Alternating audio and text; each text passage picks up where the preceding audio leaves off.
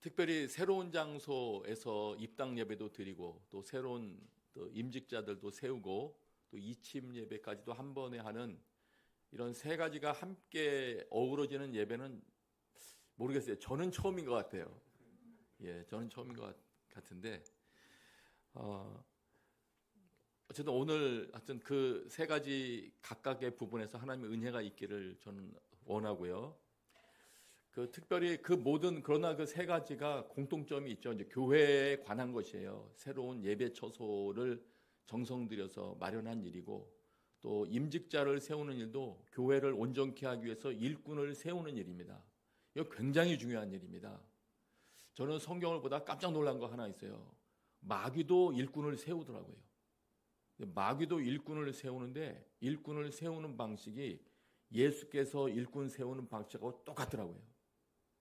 누가복음 9장에 보니까 예수님도 일꾼 세우실 때 권세와 능력을 주시면서 제자 뽑아서 보내시는데 요한계시록 13장에 가면은 하여튼 짐승이죠. 아주 마귀의 졸개가 자신의 일을 대신할 존재를 뽑아 세우는데 똑같이 권세와 능력을 주면서 세우더라고요. 놀랐어요. 그래서 일꾼을 세우는 일은 단순히 어떤 사회 조직에 한 명 세우는 일이 아니고요. 영적 전쟁과 관련된 일입니다. 하나님 나라와 관련된 굉장히 중요한 임무를 가진 그런 사람을 세우는 일이에요. 그래서 오늘 아주 귀중한 시간입니다. 그래서 오늘 또 임직하시는 분들은 그렇다는 거 염두에 두시면서 또 감사하는 마음으로 세워지면 되겠고요.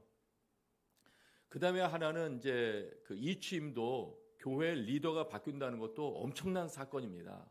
한 교회에서 교회 리더가 바뀌면 대개의 경우 교회 성격이 바뀌어집니다. 그래서 중요한 그런 시기에 우리가 그러면 주목해야 될 게 뭐냐? 우리 성도들로서 주목해야 할 부분이 있습니다. 그렇지만 왜냐하면 장소 바뀐다고 신앙이 바뀌면 안 되겠고 일꾼 바뀐다고 새로운 사람 세워진다고 해서 나의 신앙에 또 좌지우지되면 안 되겠고 리더가 바뀐다고 교회를 떠났다가 안 나왔다가 이러면 또 안 되겠고 그래서 이런 시기에 우리가 목표로 잘 주목해야 될 부분 그 부분이 어떤 부분인지를 오늘 저는 말씀을 드리려고 합니다. 저는 어쨌든 쭉 지내면서 제 나름대로는 분명히 깨달은 것은 교회가 참 신비한 곳이라는 겁니다. 이 교회를 통해서 사람이 세워져요. 사람이 이렇게 성장합니다. 그래서 교회에서 활동을 열심히 하는 가운데 서로 성장하는 거 분명합니다. 굉장히 신비한 곳입니다. 그리고 과거에 이제 선교 단체를 막 방문하면서 어떻게 하나 막 보고 다녔던 그 기회가 있었는데 그때 차이가 너무 명확하다는 걸 알았어요.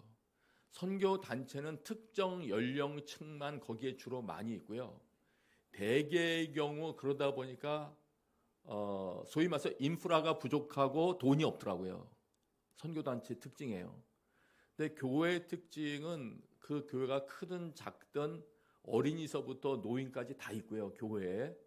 그리고 교회에 사람이 있고 하여튼 그 교회에 걸맞게 어쨌든 하나님께서 쓰실 돈을 공급해 주시더라고요. 선교단체는 그런 식으로 자연히 솟아나는 돈은 그런 건 없습니다. 그래서 그런 걸 보면서 교회라는 건 참 특별한 조직이구나. 그래서 그 당시에는 그런 생각도 했었어요. 선교를 할 때 선교 단체를 만들어서 하는 것보다 교회가 하면 가장 효과적이겠다. 왜냐하면 전 연령층에 사람이 다 있고 다양한 사람들이 있고 또 하여튼 돈도 있으니까 교회가 하면 제일 좋겠다. 그런 생각을 했어요. 교회는 굉장히 신비한 곳입니다. 그런데 이 교회에 대해서 성경이 가르치는 그 중에서 한 부분을 오늘 주목하기를 원해요. 여러분, 교회는 누가 세우죠? 좀 질문 이상한가요? 다른 질문부터 시작을 할게요. 교회라는 조직의 첫 아이디어는 누구로부터 나왔을까요? 사람들이 신앙생활 하다 보니까 우리 함께 모여서 뭐 하자 해서 의논해서 교회를 만들었을까요? 여러분이 아시다시피 뭐 구약에도 하나님께서 모이게 하셨지만 어떤 분들은 구약 개념에서부터 교회를 이야기하는 분도 계시고요. 우리가 신약 개념의 모습으로 따진다면 오순절 성령께서 강림하신 이후에 성령 체험한 제자들이 모이기 시작했잖아요. 그래서 어쨌든 교회라는 형태로 모이는 거는 이건 하나님의 아이디어입니다. 사람들이 하나님 믿다 보니까 우리 모이자 해서 시작한 게 아니에요. 이건 독특한 겁니다. 하나님의 아이디어고. 그리고 그 교회는 누가 세워갈까요? 그 교회를. 오늘 성도들? 오늘 예배 잘 참석하셨습니다. 제 설교를 끝까지 들어주시고요. 이건 정말 중요한 발언을 하셨기 때문에 오늘 제 설교를 끝까지 들어주셔야 됩니다. 여러분, 교회는 누가 세울까요?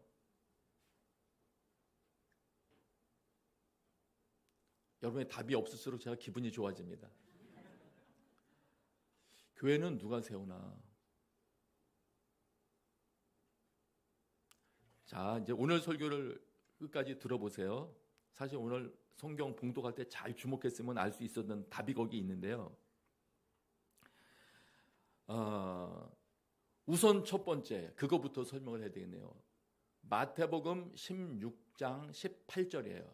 마태복음 16장 18절. 자막을 보여주시죠. 중요하니까 자막을 보는 게 좋겠습니다. 자막에 나와 있는 번역으로 읽어보겠어요. 시작. 그리고 내가 너에게 말한다. 너는 베드로다. 내가 이 반석 위에 내 교회를 세울 것이니. 됐어요. 중간 부분만 다시 한번 같이 읽어보세요. 시작. 내가 이 반석 위에 내 교회를 세울 것이니. 이거 누가 하시는 말씀이죠? 예수님이 하는 말씀이에요. 주어가 뭐죠? 내가. 교회를 세운다. 누가 세웁니까? 문장 그대로 뭐 복잡하게 영해 이런 거 말고요. 저 말 그대로 보시면 내가 내 교회를, 그것도 다른 사람 교회 세운다는 게 아니고요. 내가 세우는데 예수님이 자기 교회를 세우십니다. 내가 내 교회를 세운다. 여러분, 이 사실을 이해하는 게 매우 매우 중요합니다. 교회는 우리가 만들어가지 않습니다. 물론 우리가 만들어요. 그러나 주님의 다스림을 받는 자들이 활동함으로써 몸을 세워갑니다. 그것도 맞습니다. 그런 의미에서는 우리 지사님이 하신 말씀이 맞고요. 그러나 주님의 다스림을 받는 자들이 세운다는 의미에서는 역시 전체를 세워가는 분은 주님이세요. 그럼 주님이 안 세우는 교회도 있습니까? 그럴 수도 있죠. 그거는 엄밀하게 말하면 일반 조직체가 되겠죠. 기독교 이름이 걸린 일반 조직체. 그래서 주님이 세워간다는 것을 우리가 놓치면 열심히 종교 집단 하나 세워놓을 수도 있어요. 주님이 원하시는 교회가 아니고. 무서운 얘기예요. 그래서 우선 우리가 가장 중요하게 생각할 거는 우리 마음 가운데 교회는 정말 중요한 건데 그 안에서 사람이 살아나고 심지어는 가정이 살아나고 그 엄청난 일들이 일어날 수 있는 곳인데 그 일이 성경 그대로 일어나기 위해서는 주님이 세우신 교회가 돼야 돼요. 주님이 세우신 교회. 지금 제가 지금 비유를 좀 더 드리는 게 좋을 것 같아요. 근데 왜냐하면 주님이 세운다는 게 뭐냐 이렇게 물어보실 것 같아서 조금 더 말씀드리자면 제가 그 예수님 믿은 이후에 열심히 아주 특심했습니다. 그래서 제가 교회에서 만약 목사가 안 됐다면 저도 뭐 재정집사, 장로 다 됐을 건데 그 전에 전도사가 되는 바람에 하여튼 근데 그러나 어쨌든 전도사가 되기 이전에 교회에 걸려 있는 모든 그 위치는 다 휩쓸었죠. 저도 뭐 성가대 총무, 뭐 주일학교 뭐 총무부터 해가지고 무슨 청년회 회장부터 해서 전도 부장, 어쨌든 부장 붙은 거, 회장 붙은 거 뭐 이런 거 다 했죠.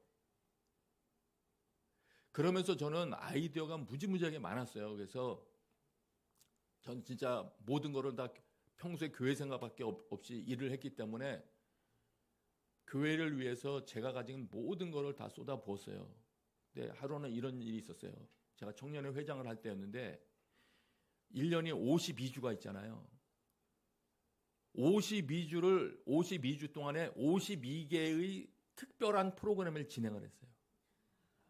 청년부 모이는 시간마다 52개의 전혀 새로운, 근데 그 52개의 프로그램이 진행될 때마다 그 안에 있는 분위기를 다 바꿨고요. 어느 날은 뭐 7, 8월 달인데도 성탄절 분위기를 만드느라고 막 이렇게 만들어 놓기도 하고 모의 성탄절 비슷하게 지내기도 하고 뭐 어느 날은 조명을 꺼버리고 촛불로 하기도 하고 별짓을 다 했어요.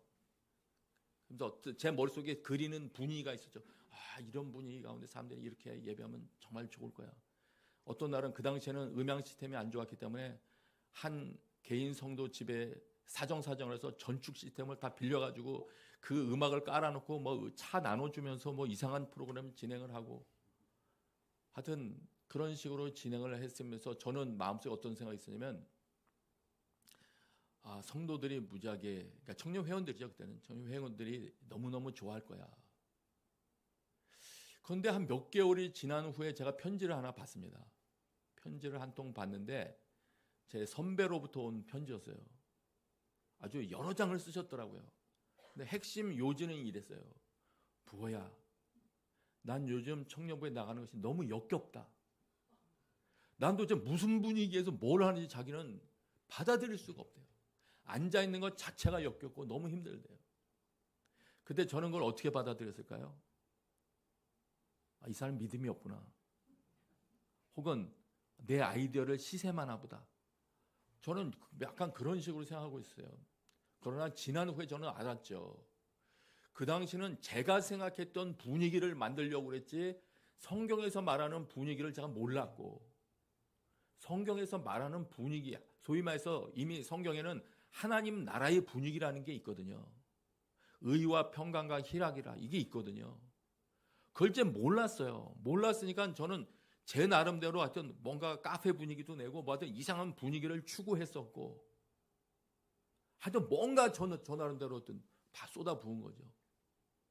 교회 7시에 예배면 6시부터 가서 청소 다 하고 의자 다 깔아놓고 모든 걸 다 했죠. 뭐 주보 만들고. 그러나 제가 했던 것이 성경과 다르다는 것을 제가 알기까지는 시간이 많이 걸렸어요. 그러다 보니까 그 멤버 중에서 부야 나는 교회 참석하는 게 너무 역겹다라는 말이 나오는 게 당연했더라고요. 제가 열심히 없었다는 게 아니에요. 나중에 보니까 로마서에 나오더라고요. 그들이 열심은 있었으나 지식이 없었다. 내가 그랬더라고요. 그래서 그 다음부터는 제가 생각이 바뀌었죠. 그러나 생각이 바뀐 게 즉시 그 편지 받고 바뀐 게 아니에요.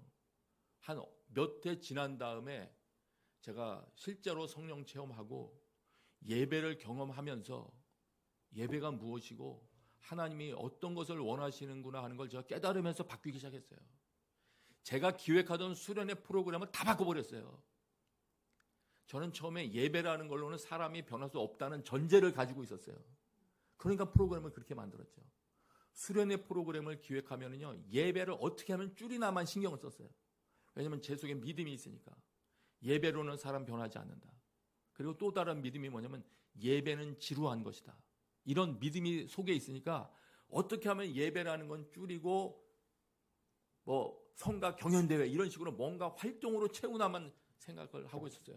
그러나 어느 날 예배를 통해서 사람이 하나님을 경험하고 자기 죄를 고백하고 한다는 걸 경험하기 시작했어요. 예배를 학생들과 시작을 했는데 예배가 끝을 낼 수가 없어요.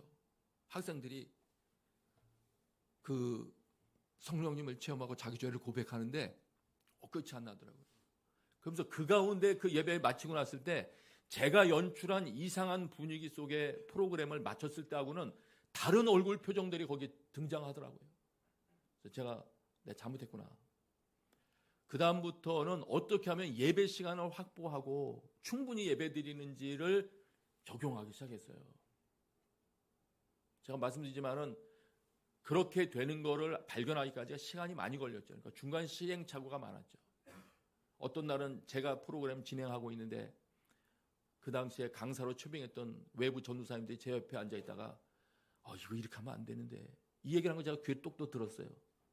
제가 짜놓은 막 좁은 시간 단위로 이때는 뭐하고 쭉 하면서 진행하고 있던 제가 진행하고 있는 프로그램에 대해서 옆에서 평가를 하고 있더라고요. 기가 막혔나 봐요. 이렇게 하면 안 되는데 제가 그걸 들었어요. 그런데도 불구하고 저는 하여튼 이 프로그램을 하여튼 내가 뭐 잘못하고 다는 생각이 없어. 어쨌든 간에.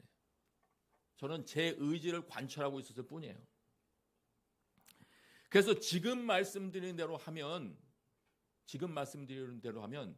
내가 하나님을 신뢰하지 않는다는 게 아니에요.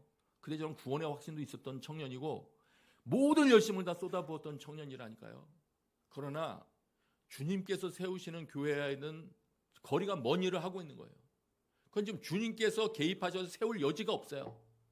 외부 강사조차도 와서 개입할 여지가 없었고 신앙의 선배들, 내 선배들조차도 개입할 여지가 없는 그걸 진행하고 있는데 어떻게 주님이 개입을 하겠어요?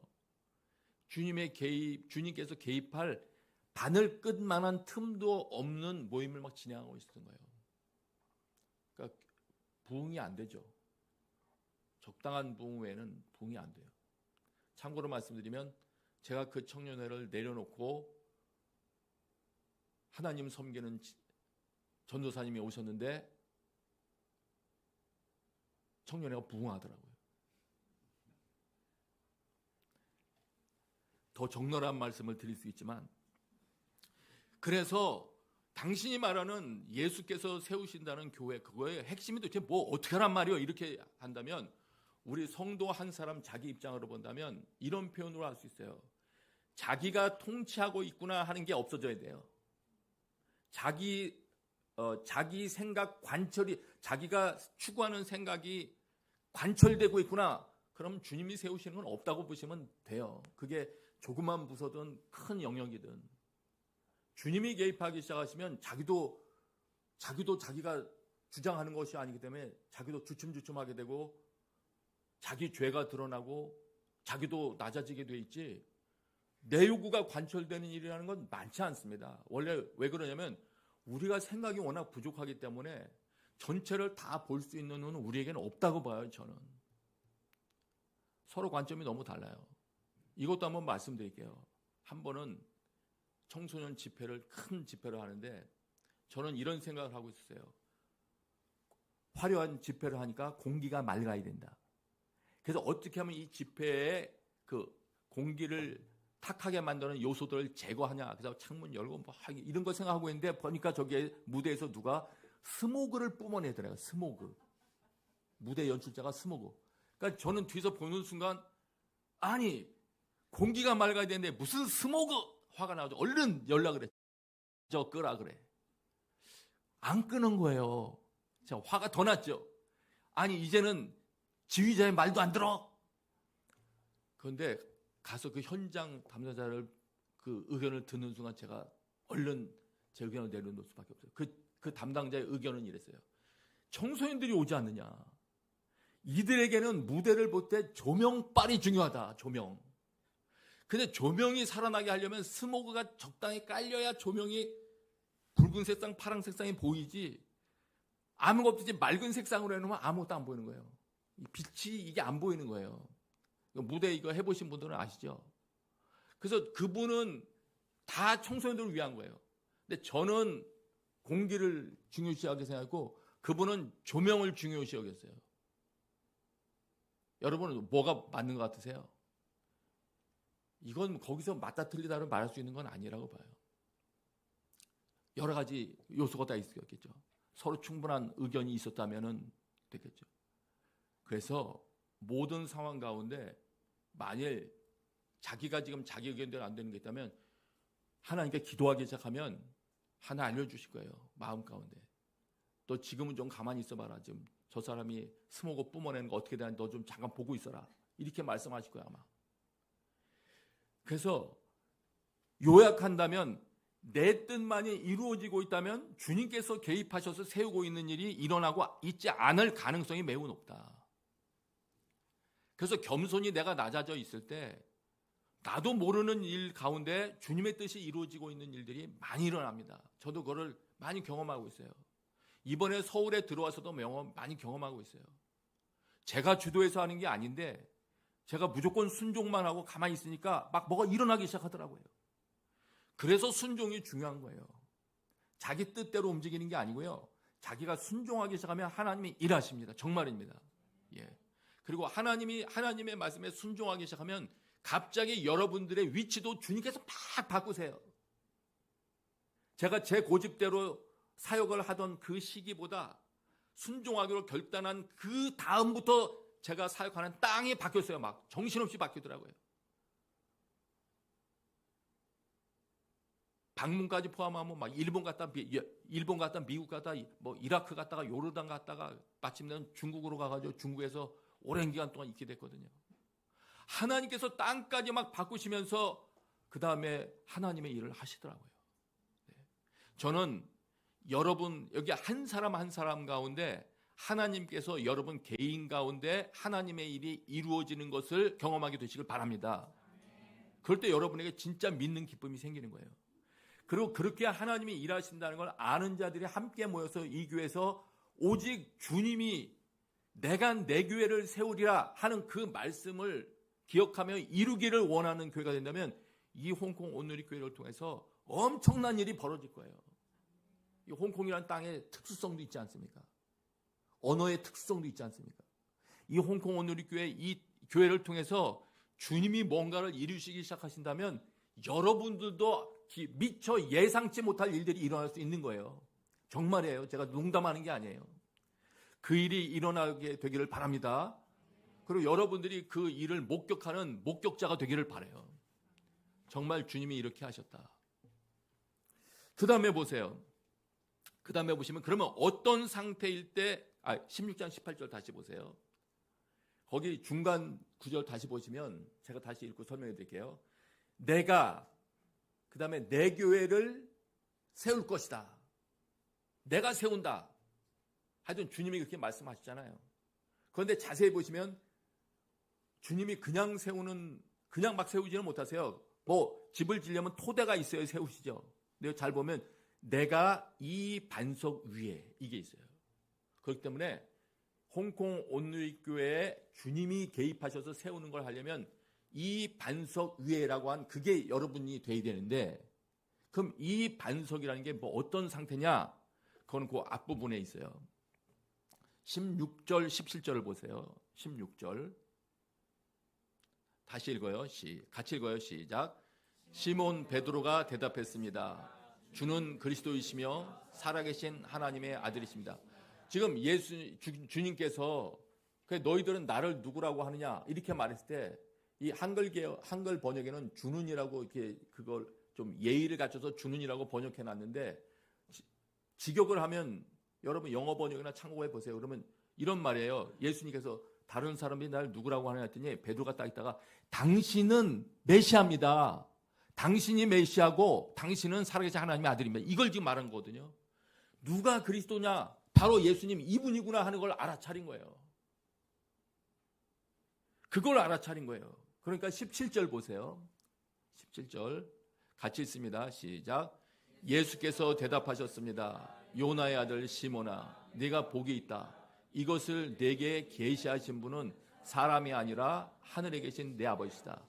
이렇게 기뻐하면서 너 참 복 있다. 네가 메시아가 누군지를 알아봤구나. 그리스도가 누구신지를 네가 이제 알았구나. 주님이 누군지 알았구나. 그거 너한테 알려주신 분은 하나님이시야. 이렇게 말씀하면서 그 다음에 이어진 말이 내가 이 반석 위에, 그러니까 그 베드로의 고백 위에 이제 주님께서 마음껏 세워가시는 거예요. 그러니까 요약하면 이렇게 됩니다. 주님은 주님의 교회를 세우실 터전을 찾고 계세요. 토대를 찾고 계신 분이세요. 건축물을 세워야 되겠는데 어느 땅에다 세워야 될지 토대를 찾고 계신 분이세요. 근데 어떤 토대냐면 예수 그리스도를 바라보면서 이미 예수 그리스도 여러분 믿으시죠? 그분을 바라보면서 당신이 정말 문제 해결자이십니다. 당신이 메시아입니다. 당신이 내 주님입니다. 이렇게 진짜 고백하는 그 심령을 만날 때 거기에 주님께서 손대셔서 주님의 교회를 세우시는 거예요. 그렇기 때문에 정말 신경 쓸 거는 이 홍콩 온누리 교회 여러분들이 한 사람 한 사람이 정말 예수님 당신이 주님이십니다. 이 교회 주님은 당신이십니다. 이 고백이 솟아나기 시작할 때 전체가 점점 그런 게 될 때 하나님께서 이 교회 위에 기쁨으로 내가 이 반석 위에 내 교회를 세우려 하면서 세워가시는 거예요. 그렇기 때문에 중요한 거는 뭐냐? 여기 계신 여러분 한 분 한 분 마음 가운데 정말 예수님이 주님 되셔야 돼요.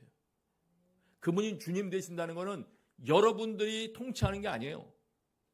자기 개인의 삶을 자기가 통치하는 게 아니에요. 주님이 통치하셔야 돼요. 그것이 명확해지시면 주님이 주님의 일을 하십니다. 그래서 여러분들은 스스로도 놀랄 거예요. 내 삶에 지금 무슨 일이 일어나고 있는 거지? 내 삶이 왜 이렇게 바뀌고 있는 건지 여러분도 놀랄 거예요. 마침내 주변 사람도 놀라게 될 겁니다. 그 일이 일어나게 되기를 축복합니다. 그런데 이거는 좀 시간 걸리더라도 또 말씀을 드려야 돼요. 여기서 끝나면 아직 조금 좀 미흡해요. 추상적일 수 있어. 조금 더 구체적으로 마태복음 21장 13절 보세요. 마태복음 21장 13절. 이제 그 성전, 하여튼 믿는 자들이 모이는 곳에 대해서 뭐라고 말씀하셨는지 보세요. 같이 있습니다. 시작. 예수께서 그들에게 말씀하셨습니다. 성경에 이렇게 기록되어 있다. 내 집은 기도하는 집이라 불릴 것이다. 그런데 너희는 이 성전을 강도의 소굴로 만드는구나.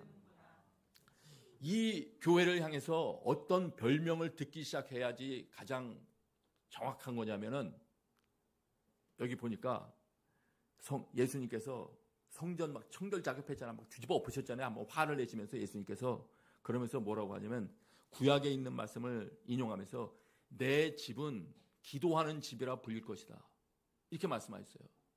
주님이 하나님께서 기대하시는 사람 믿는 자들의 모임은 기도하는 집이에요. 기도하는 집이에요. 여러분, 홍콩 온누리교회가 기도로 소문나게 되시길 바랍니다. 정말이에요. 이상해요. 기도하는 집이라고 소문나면은 먼 데서도 차 타고 와요. 저는 분명히 믿기는 그가 하나님을 믿는 자라면 그 속에는 기도하고 싶다라는 어떤 영적인 그 어떤 영적 본능이 있다고 저는 믿어요. 모든 기독교인 중심에는 기도를 하고자 하는 영적 본능이 있다. 그런데 기도를 할 장소가 없는 거예요. 기도하자고 하는 사람이 없는 거예요. 그래서 누군가가 기도하자 그러면 오는 거예요. 이제 가는 거예요. 이곳이 기도하는 곳이 되기를 축복합니다. 그러니까 여러분 각자가 의견 근데 일치를 해야 돼요. 의견이 동의가 돼야 돼요. 이 부분에 대해서는 한 사람만 기도합시다 하는데 나머지 사람들은 에이 이러면은 기도하기가 어렵고요. 사도행전에서 나온 것처럼 기도하기로 뜻을 모아야 돼요. 자, 그 다음에 기도하는 집이라 불릴 것이다. 그런데 그러면서 마지막 부분에 이렇게 말씀하세요. 그런데 여기서부터 같이 읽어요. 시작. 그런데 너희는 이 성전을 강도의 소굴로 만드는구나. 여기 보면은 아까 예수님께서 내 교회를 만들리라. 예수님이 교회를 만들잖아요. 근데 여기는 지금 어떤 모습이냐면 너희는 성전을 만드는데 뭘로 만드냐면 강도의 소굴로 만들고 있대요. 이럴 수 있단 말이에요. 엉뚱한 생각을 하면 강도의 소굴로 만들어요. 강도의 소굴뿐만이 아니에요. 딴 거 만들 수 있는 거지. 딴 거. 전혀 이상한 모임 만들 수도 있는 거예요. 그래서 이거를 어디서 인용을 해왔냐면 이사야 56장 7절에서 인용을 해왔는데요. 이렇게 말했어요. 이사야를 통해서 내 기도하는 집에서 그들을 기쁘게 하겠다. 하나님께서 말씀하셨어요. 기도하는 집이 되면요, 하나님께서 그곳에서 참여한 자들을 기쁘게 해주십니다. 기쁨을 주세요. 왜 기쁨이 생길까요? 제가 믿기로는 기도 응답을 주시니까. 기도하는 자들 가운데 기도 응답을 주시니까. 삶의 문제가 해결되는 일들이 발생하니까. 기도 응답이 이루어지고 있다는 건 뭘 또 증거하느냐면 마음대로 사는 사람들에게 기도 응답이 이루어지지는 않거든요. 주술적으로 기도를 반복한다고 해서 기도 응답이 되는 건 아니거든요. 그럼 그곳에서 기도 응답이 이루어지고 있다는 것은 그곳에 있는 사람들의 삶이 변한다는 걸 말하는 거예요. 말씀대로 살지 않는 모든 것들을 회개하고 내려놓고 말씀대로 살기 시작하기 때문에 그들의 기도가 되는 거예요. 이사야 56장 나중에 1절부터 7절까지 잘 읽어보세요. 그러면 그들이 하나님 말씀대로 사는 삶을 바꾸기를 원한다는 이 말씀이 있으세요. 그 다음에 강도의 소굴이 됐느냐, 이 부분은 예레미야 7장에서 가져왔는데 강도들의 소굴이라는 말이 무슨 뜻이냐? 이런 말이에요. 강도들의 소굴은. 죄송합니다. 오늘 설교를 이렇게 길게 하려고까지는 안 했는데 하다가 보니까 좀 길어지는데 할 말은 다 해야 되겠어요. 여러분들이 나를 또 안 부를 것 분명하니까. 왔을 때 해야지. 네. 오늘도 일부 이거 예배 하나밖에 없잖아요. 그냥 하는 대로 해야지 뭐 그냥. 에라 모르겠다 하고 하는 겁니다. 그런데 너희는 이 성전을 강도의 소굴로 만들었구나 할 때 뭐 여러분들이 물건을 도둑질해 갖고 오겠어요? 그건 아니죠. 설마 그런 사람들이 모이겠어요? 그러진 않죠. 그런데 이게 무슨 뜻인가 제가 또 찾아봤어요. 그랬더니 다른 번역으로 보니까 새 번역으로 보니까 그 부분이 도둑들이 숨는 곳이더라고요. 죄 지은 자들이 딱 숨어 있기 좋아. 근데 어떤 종류의 죄 짓는 자들이냐면요. 그 내용은 예레미야 7장 1절부터 쭉 읽어보시면 이런 거예요. 제가 그냥 요약해 드릴게요. 이것이 주님의 성전이다. 이것이 주님의 성전이다. 하고 속이는 말을 의지하지 말아라. 이런 말씀을 하시거든요. 또 이런 말씀도 하세요. 너희는 죄를 저지르고 한 다음에 내 이름으로 불리는 이 성전으로 들어와서 주님 앞에 서가지고 이제는 안전하다 이 따위 소리 하지 말래요. 이게 무슨 말이냐면 우리 현재 방식으로 하면 이런 겁니다. 밖에서 죄를 막 진 다음에 하나님 원하시지 않는 그 죄를 진 다음에 교회에 와서는 그래도 내가 교회 왔네. 나 참 기특한 자네. 그래도 내가 교회는 오는구나. 그래도 예수님 주님 앞에 내가 회개한다고 하고 이렇게 있으면 주님께서 뭐 믿었으니까 천국에는 가게 해주시겠지. 내 구원의 확신은 변함없네. 요런 생각하지 말라는 거예요. 요런 생각. 그러면서 죄를 회개도 하지 아니하고 참 그러면 본인도 이상하게 생각할까요? 참 나 죄를 졌는데 저 사람 나보다 조금 죄를 덜 졌는데 쟤는 불교 신자니까 지옥에 가고 나는 죄를 많이 졌는데 나는 천국에 가기는 좀 이상하긴 이상한데 그래도 뭐 교회 왔으니까 주여 감사하다. 참 이상하네. 이렇게 되면 이게 뭐 이상한 거예요. 진짜 이상한 거지. 진짜 구원받은 사람, 진짜 하나님의 말씀대로 이 영혼이 거듭난 사람은 생각 방식이 그렇게 안 돼요. 그러니까 정신 차리셔야 돼요. 자기 죄 문제가 생기면 눈이 막 번쩍하면서 이렇게 해서는 안 되겠네. 막 이런 생각이 들고 이렇게 생각이 들면서 하나님 이 죄 문제 어찌 처리할 거 이렇게 되지. 괜찮네 이런 생각 되지 않아요. 그러니까 예레미야서에서 그런 모습을 보면서 이건 성전이야. 나 교회에 나오고 있으니까 내 영혼 안전해. 이런 소리 하는 걸 보면서 도둑들이 숨는 거하고 숨는 걸로 비교를 하셨다니까요. 너희들 지금 여기를 또 말하면 홍콩 온누리교회를 그런 자들이 숨어서 안심해 하는 곳으로 만들면 되겠어요, 여러분? 그래가지고 무슨 역사가 일어나겠어요? 여기도 홍콩도 어떻게 될지 몰라요. 제가 중국에 있다 왔잖아요. 중국에. 처음에 거기도 2017년 이전에 괜찮았다고요. 그래서 처음에 저 착각했어요. 이상하다. 이 중국 땅에 종교의 자유가 있나? 아니 이렇게 자유롭게 신앙생활해도 놔둔단 말이야. 이상하다. 한국에서 잘못 알고 있나 보다. 괜찮네. 갑자기 어느 날 새로운 분이 리더로 들어오면서 막 법규가 바뀌면서 쪼이기 시작하는데 웬걸 북경 온누리교회 없어졌잖아요. 교회가 없어졌다는 게 아니에요. 성도들이 여기저기 숨어서 예배드리고 요새 막 어떻게 해서든지 찾아서 예배하려고 하죠. 자유롭게 예배드리는 게 다 무너졌어요. 홍콩 지금 바뀌었잖아요. 여기 앞으로 어떻게 될지 아무도 몰라요. 자, 그러나 어쨌든 그런 상황 가운데에서도 이 가운데 진짜 하나님께 대한 올바른 믿음의 고백이 있는 자들이 모이기 시작할 때 주님께서 이곳을 손을 대셔서 주님께서 이루기를 원하시는 것들을 세워가기 시작하면 여기에 있는 사람 한 사람이 마치 선교사같이 다 바뀐다니까요. 여러분이 다 하나님 나라의 장수가 될 거예요. 하나님이 손 대시면. 하나님이 손 안 대시면 10년 지나도 소용이 없고. 대개의 경우 여러분 그리스도인들이 한국에서 비행기 타고 다른 땅으로 떠날 때는 나 선교사처럼 살아가자 이러면서 비행기 타고 뜨잖아요. 홍콩으로 오실 때도 여러분 그랬잖아요. 여러분 그 생각 변함없이 계속해서 주님께서 여러분 삶에 개입하게 되시길 축복합니다. 그게 변하지 않아야 돼요. 그럴 때 여러분 한 명 한 명이 변할 뿐만 아니라 이곳을 통해서 하나님의 사건이 일어날 거예요. 제가 그 소식 기다릴게요. 아멘이십니까, 여러분? 네, 아멘입니다. 같이 기도하겠습니다.